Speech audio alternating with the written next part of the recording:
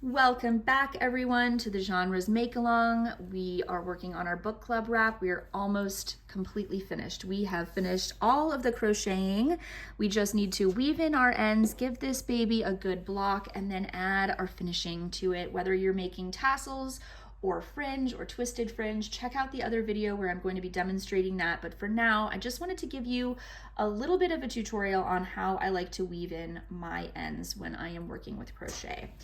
The benefit of crochet when it comes to weaving in ends is that the fabric is much more dense and the stitches are a little bit easier to hide your tails in than knitting.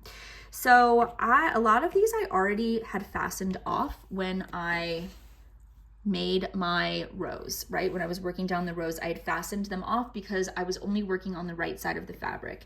This tail though, however, is not fastened off. So I am going to actually, before I weave it in, I'm just going to show you, I am going to fasten it off as well. So I'm just going, I put my end on a little tapestry needle here, and I'm just going to tie a knot going through that just so it stays put. I might even do a little double knot. These knots are so minimal and you really can't even tell they're there once you've weaved in your ends. So I don't mind. I am a knot tire. I know it's very controversial, but I think it just helps me give me peace of mind that all of my ends are tied off properly and are not going to unravel. I've got one more set of tails here that are not tied off. And since I've got two, I'm going to actually tie them together in a double knot. Okay, and this one again is like that other single crochet stripe where it was just off on its own. And sometimes you might need to tighten up those last two stitches as well, just to make the fabric on the edge even. Go through the loop to tie that off. I don't even need a double knot there. Okay, so now all of my ends are tied off nicely, so I know they're not going anywhere on this side. I'll do the second side of the wrap separately, but I just want to show you a few of these, how I weave in the ends. I'm going to get a little bit closer here. And I like to kind of just retrace a lot of the time where the stitches are going. So it's really nice to hide the ends behind, as if you were working tapestry crochet almost, like you're putting this needle through the legs of that stitch. So you can't even see this because it's kind of mimicking where those stitches are underneath the legs of this row. So I'm just going to begin with that.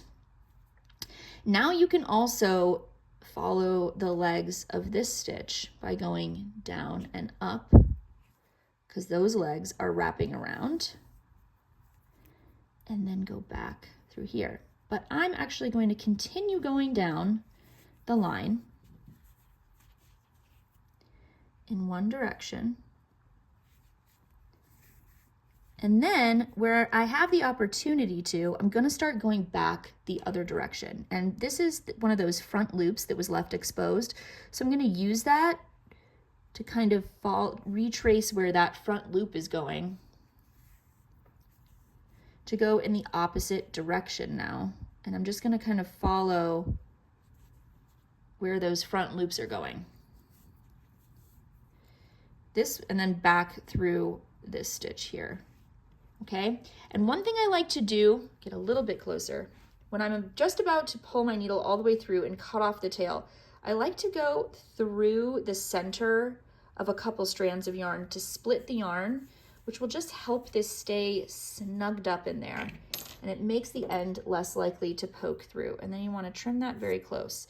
I always weave in my ends with the front of my fabric facing, so I can make sure that I'm not putting the strand of yarn anywhere funky and that I know what it looks like from the front of the fabric. So let's weave in this white one here too, Salt. So again, I'm going to go kind of behind these stitches, and then on the way back, I'm going to go following some of these lines here. And the reason I go in two directions is because when you tug on the fabric and you pull it in both directions, it's kind of securing it since you've got it going both ways. If you only go in one direction and then you tug on this fabric, it'll pop out. But if you weave it in two directions, it's gonna stay put much, much better. So always go in two directions. And usually it's about, I would say 2 inches in one direction and then 2 inches in the other direction for me. If you have longer strands, if you left longer tails, you can go further. But for me, I think a couple of inches works well. So I'm gonna retrace kind of where that went just to get me back up to this row. And I can just go back the other direction now. And like I said before, the last thing I'll do is kind of split through a couple strands of the yarn in the middle of it. And that just helps secure that end really nicely. Because Hue Me is a blend of wool and acrylic, it's not going to felt. It's an easy care yarn. You can toss this in the washer and dryer and it'll come out beautiful because of the acrylic content. But the wool, which helps with warmth and sweat wicking, also helps, it's not going to felt, but just kind of sticking those fibers together much more so than if this was 100% acrylic, and it really helps keep those ends tucked in. So that's one of the benefits of working with wool or a wool blend.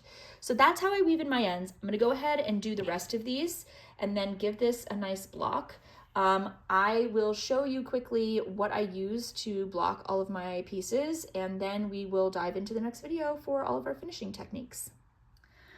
All right, so we're ready to block our work. Now, typically I would do a piece this large. I would probably work on the floor with a big towel and not necessarily pin it down because the structure of our stitches has made this really nice and even, and we don't necessarily need to pin it down. But if you want to, you can, obviously. You can use a wet blocking method, which would involve dipping this and potentially a wool wash into a basin of water. And then you wanna make sure you are extracting all of the water. You wanna make sure you are rolling it up in a towel and squeezing as much water as possible out of it, because that is going to help it dry much faster. I honestly don't like wet blocking merely because I honestly don't have enough time to do it. I don't have time to wait for my projects to dry for a day or two, multiple days in some cases.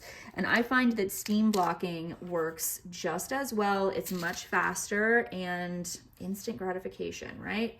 Okay, so if you are going to pin your work out, you can go ahead and pin it out. I like to use a steamer, like I mentioned, and the one that I'm going to be using, I will put it in the description as well. I'm just waiting for it to heat up right now. I got it on Amazon. It's very affordable. And what I love about this steamer is you can use it vertically like this. So once we've finished our wraps, when we add especially the fringe, but the tassels as well, you want to steam those too. So you can hang your wrap up and then steam it vertically using the steamer. But for the purposes of blocking, you can also use this steamer horizontally, which is rare for a steamer. And I really, really like this one. So I'll make sure to link it for you guys. I'm gonna turn this on. You can see that steam coming out. I don't know if the camera is catching it, but you can probably hear it. And I'm just going to lightly go over these stitches. You don't want to hover in one spot too long because the acrylic fibers in this yarn will actually melt, which we don't want. There's something called killing the fiber, which is basically melting it, and that is when the fiber gets too hot and it melts just a little, not to the point where it looks like a melted mess, but it kind of flattens the textures and the fibers get really silky. That can actually work really nicely, to be honest. If you have a very simple wrap with, say, just half double crochet in it, you can kind of kill the fiber and it will make the wrap really, really silky and drapeable and very nice. But for this, I want to keep the texture of all of this beautiful color work and texture that we added to our wrap, so I don't want to kill the fiber. So after I've gone and I've steamed the whole thing, Go over each area just a little bit, just to feel that fabric relaxing. Let it cool off. So it doesn't necessarily need to dry because it's not wet from the steam, but let it cool off and that will just lock everything in place. If you remove it when it's hot and then you say throw it over some chair or you fold it up, it's gonna leave creases wherever there is a crease because that heat will seal in the crease. That's why you wanna let it cool prior to removing it from the blocking mats or if you're using a towel on the floor. Now, if you don't have a steamer like this, you can also use an iron. I don't have an iron here to demonstrate this, but what you would do is place a wet tea towel. So not a big terry cloth towel, but something like you'd use in the kitchen, a kitchen towel. You want to saturate that and squeeze out all the water so it's nice and damp and lay that towel on top of your fabric. Put your iron on the highest temperature that it will go, and then it may have a steam function so you can surge the steam with your iron into that tea towel, or you can just very lightly, you're almost hovering, you're barely touching the fabric of the tea towel, barely touching it, just like lightly sweeping across. And what that will do is the wetness from the towel mixed with the heat of the iron will actually create somewhat of a steam surge into the fabric below. Then you would remove the tea towel and again, let your work dry.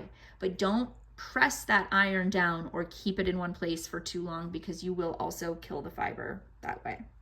So that's all you need to do to steam block your piece. And you can see it's already dry, it's cooled off. That was very, very quick. So I'm just gonna take this off. And even though we have nice structure and we don't need to necessarily block it to get it to a certain shape because it should already be in the shape we want, it just loosens up the fabric and makes it a little bit more drapey, which we really want in a wrap, right? Because we want it to have nice drape, especially with a thick, chunky fabric like Hue Me creates. You want to get that drape back with a nice blocking. You can also toss it in the washer and dryer. I promise it will come out fine. But that will also loosen it up a little bit and make the yarn just get so soft after blocking or washing. So I highly recommend doing that before you go ahead and add your fringe or your tassels.